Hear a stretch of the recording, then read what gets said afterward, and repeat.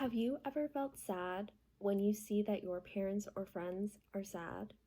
That feeling that you get is called empathy. Empathy is when you feel the same way that someone else feels, even though whatever is making them happy or sad is not happening to you. How does this happen? Well, feelings or emotions are created in our brain, and some parts of our brain that create feelings like sadness or happiness act like a mirror that you might have in your bathroom.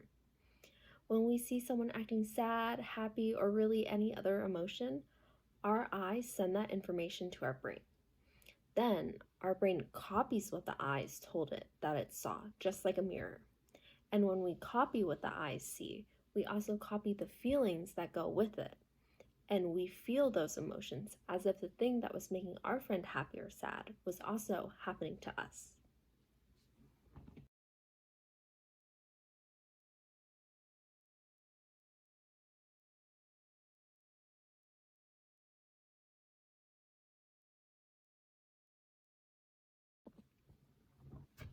Have you ever felt really sad watching a movie even though what's happening in that movie isn't happening to you?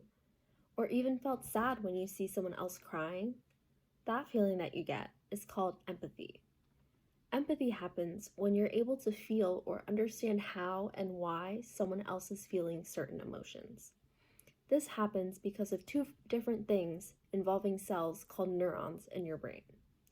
Neurons receive information from your senses like vision from your eyes or sound from your ears. Then they take that information and send it to where else in the brain it needs to go for us to understand it. There are a group of neurons that take information from what you see and make a copy in your brain, like a mirror. Then they send this information to other neurons that make you feel the emotions that are connected with what you saw.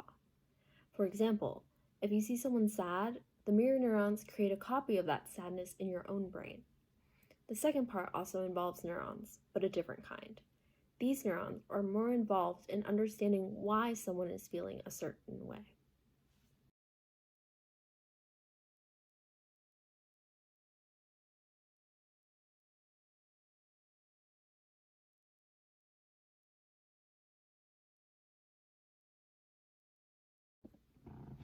Empathy, or the phenomenon where we're able to feel and understand the emotions and experiences of others without having experienced them ourselves, is rooted in neural signaling of specific groups of neurons in the brain.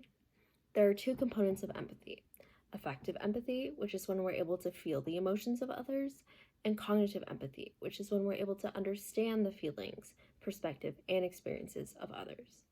These function differently and activate different areas of the brain, but overall work together to produce the experience of empathy.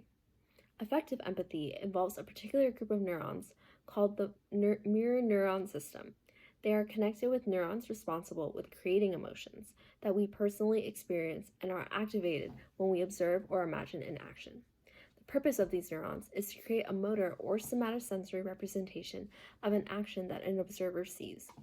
The motor component of this action represents the movement itself, while the somatosensory component represents the sensation of touch and also other components such as pain associated with the action. The principle of affective empathy is that when we observe or even imagine an action or feeling, our brains are able to create a representation of that in our own brains, using mirror neurons without having done anything ourselves. Using this neural representation, we're able to express or feel the emotions associated with someone we observe through the activation of the same neural circuits that would be activated if we were to experience it directly.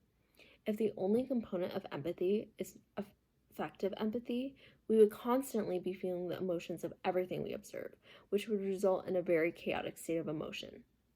This is where cognitive empathy comes into play. Cognitive empathy involves the prefrontal cortex in particular, which is an area in the front part of the brain, as well as other brain regions such as temporal pole lobe, which is on the side of the brain. These neural networks are activated when we consider or try to understand why someone may feel a particular emotion or do something. When the neural networks involved in cognitive empathy are activated, the networks involved in affective empathy are actually inhibited. This prevents the previously mentioned chaotic and mimicry-like state of emotion. Together, these networks coalesce to produce the feelings associated with empathy that we experience.